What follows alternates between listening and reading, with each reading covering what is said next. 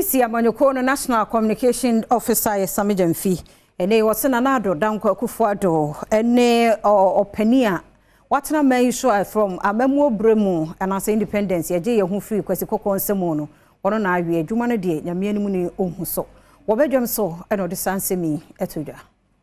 National Communications Officer Edema National Democratic Congress NDC Sammy Gyamfi Kasee ewo bejom dwumedi a one kwabna sante etwetwe common wode tudwa se omampeni Akuffo Addo ene na bediechi Dr. Bawumia ene osoafo hwe Ghana sikasem so Ken Oforiata entimi emu oman no eyi enam so ama Ghana sikasem achia ama besia bo ana wona abo ama niema enkoyi ochire mu se anamuntu a empenifo etuye enam so ama sese Ghana eho echiren ama oman no ntimi entuaneka abibre matoye impo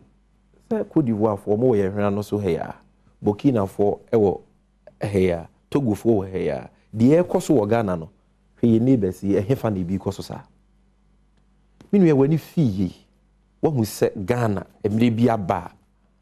e ka mene o man no ama ya ye bankrupt ya ye insolvent ye ka akosoro akodu mpamponso a ene Ghana ye ntumi entua yeka